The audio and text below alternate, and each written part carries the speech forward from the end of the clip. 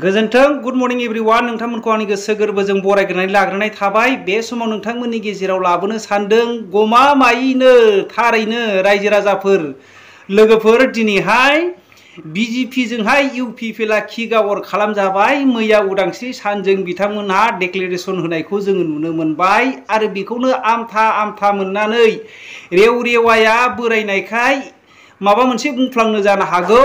मानगोनां रेवरेवा बिथाङा बेखौहाय खेंफोरथि होफिनथों गाहामैनो होननानै राजु बसुमतारी इउपिपिएलनि नेहाथारिया बुंनायखौ जोङो खोनानो मोन्दों। रायजो राजाफोर नोंथांमोनहा इउपिपिएलआ बीजेपीजों जोगार जानायखौ मोजां मोनदोंना मोनाखै नोंथांमोनहा कमेन्ट खालामहर आरो माखासे भिडिअ क्लिपखौ खोनासंनायनि गेजेरजों बुंहर। आरो जोङो नुनो मोन्दों दिपेन बर' जे जोंनि बर' फरायसा आफादनि प्रेसिडेन्ट दुलाराय बर' फरायसा आफादनि आफादगिरि बिथाङा फेसबुक पेजनि गेजेरजों बुंदों गासै बर' दैदेनगिरिफोरखौहाय ज' जानो थाखाय खावलायनायनि इसारा होदों। नाथाय बिथाङा दिनै दुलाराय बर' फरायसा आफादनि आफादगिरि जानानै हारिनि सिनस्रिनि आफादगिरि आफाद जानानै बिथाङा जुदि बर'खौ खौसेथि जानो होनो थाखाय बिथाङा दम दङब्ला इउपिपिएलजों बिपिएफजों रायलायहैथों। बिथाङा जुदि बिथाङा खौसेथि जाजानायखौ लुबैदोंब्ला बिथाङा हारिनि थाखाय सोरखौबा आथिं दांनानैब्लाबो हारिनि सिनस्रि हिसाबै दिनै प्रमद बर' मानगोनां बिथां आरो जोंनि मानगोनां हाग्रामा महिलारि बिथांमोनखौहाय ज' खालामथों।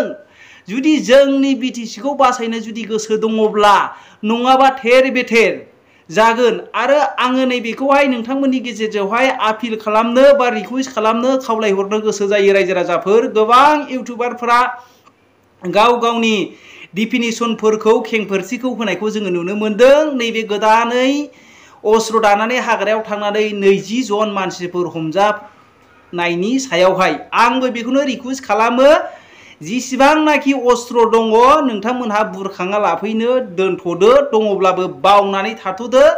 हारिखौ बासायनो थाखाय जोंहा गंफा गंनै नांखागौ, अब्लाबो एखेबारे बावनानै थाथ'दो रायजो राजाफोर। मानो होनोब्ला जोंनि माखासे दैदेनगिरिफोरनि भुलनि गोरोन्थिनि थाखाय गोबांथार भुल गोरोन्थि सानफ्लांबाय। नोंथांमोनहा दोनथ'दो।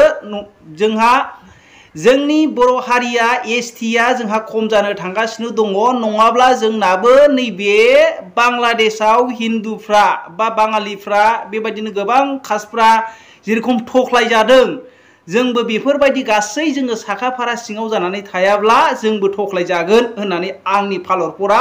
बिनिखायनो सिङाव जोङो रेडि जानानै थानाया मोजां, अपेनलि नङा आंनि माबा हिसाबैहाय खावलायनाय बादि हिसाबै। आरो आङो बेखौनो हास्थायो रायजो राजाफोर गोबांथार मानसिफ्रा भुल बुंलायगोन बिदिबा नोंथाङा अस्त्र हमलायनो लुबैदों होननानै आङो टटेलि दोनथ'नोसो थोनदों रायजो राजाफोर टटेलि। दा बेखौ खौसेथि लाबोनो थाखाय राजनितिखौ जुदि खौसेथि लाबोनो थाखाय बिथाङा दिनैहाय फेसबुक पेजनि गेजेरजों फोरमायबायब्ला एबसुनि आफादगिरि बिथाङा मावफुंनो हागोन ना हाया बेसो मोनसे कुइसन फैदों रायजो राजाफोर। ना बिथाङाबो राजनितिकआव फैनो थाखाय बिथाङाबो तालिमसो होदों बे मोनसे कुइसन फैदों रायजो राजाफोर। आरो जोङो बड'लेण्डखौ मोननो हास्थायदोंब्ला रायजो राजाफोर जोंनि नैबे बिटिसिआव थानाय गासै बर'नि दैदेनगिरिफ्रा खौसेथि जानानै जोंनि बिटिसिनि नैबे 12था सिटखौबो देरहाजोबनायनि गेजेरजोंहाय गुबुन नैबे आसामावबो 3, 4 बा 5सो सिटखौहाय आवग्रिनायनि गेजेरजोंहाय आसामखौ सोमावख्लुंनायनि गेजेरजोंहाय किं मेकार जायोब्ला नेक्स्ट उइदिन 2-3 इयार्सनि गेजेरावनो जोंनि बड'लेण्डआ फुल प्रेजेन्ट जानानै फैयो रायजो राजाफोर। आसामा नोंथांमोनहाबो बेबायदि पावारखौ लादो, जोंनो सरकार दानायाव हेफाजाब होदो होनाब्ला गवा रायजो राजाफोर। दानि खेथ्रआव जोंहा खौसेथि जानो बिराद प्रयजन होननानै आङो सानो। नोंथांमोनहा कमेन्ट खालामहरनायनि गेजेरजों बुंहर आंनि बे बाथ्रा बुंनाया सैथो नंगौना नङा। दिनैहाय गन्थङाव दै गनायनि गेजेरजोंहाय राजु बसुमतारी जे दिनैहाय इउपिपिएलनि नेहाथारि बिथाङा बुंनो गोनां जादों रेव रेवाया बोरायनायखाय बेबायदि बाथ्राखौहाय दिनै बुंफ्लांदों खोमा होननानै ससियेल मिडियानि गेजेरजों बिथाङा मैया मोनाबिलियाव बुंफिननायखौ जोङो नुनो मोन्दों रायजो राजाफोर। बेखौ आङो नेक्स्टनि भिडिअआव लाबोगोन। आरो बिथांमोनहा दिनै इउपिपिएल बिजेपिजों माबायदि किक आवार खालामजानो नागिरदों नोंथांमोना बे भिडिअ क्लिपखौ नायलांदो। बिनि उनाव नोंथांमोना मोजां मोनदोंना मोनाखै आरो बर' हारिखौ खौसे जाजानो लुबैदोंना लुबैयाखै नोंथांमोनहा कमेन्ट खालामहरनायनि गेजेरजों बुंहर। जेना इउपिपिएल नि 17 जन बिजेपि नि 17 जन गासै 37 जन सोद्रोमा लानानै सरकार दङ। दा 37 जननि गेजेराव जोंना 17 जन बिसोर 17 जन दा बेखौ लाना सरकार दादों। नाथाय दिनै जों नुनो मोनदों जों जायखौ आसा खालामदोंमोन प्रमद बर' बिथांनि दैदेननायाव जों बयखौ समानै नायगोन, रायजो राजाफोरनि गांनाय उखैनायखौ सुफुंगोन आरो पार्टिनि बिजेपि इउपिपिएल बयखौ समानै नायनानै खामानि मावगोन जों आसा खालामदोंमोन। नाथाय जों नुबाय मोगथाङाव बिथाङा जेबो मावनो हायाखै। नंगौ प्रमद बर'आ जोबोद गोरों, साननो हानाय केपासिटि दं बेहा, बिनि गियानखौ जों ज'जों रुजुनो हाया। बिथाङा गोबां गियान दं, गोबां थियरिटिकेलि बिथाङा जोबोद एक्सपार्ट, नाथाय प्रेक्टिकेल मावनाया बिथाङा मानो बिदि जादों जों बुजिया। दिनै 5 बोसोर जानोसै, 4 बोसोर थांबायानो। बे 4 बोसोराव मा मावदों नोंथांमोना नुगासिनो दं। गासै रायजोफोरनि थाखाय जे मावनांगौ बेखौ नोंथांमोना मेगनजों नुनाय खामानिखौ नुवाखै। माखासे मिशन लादों, 35टा मिशन। बे मिशनखौ दिनै मिशना थियरियाव दं, प्रेक्टिकेलाव फैनो हायाखै।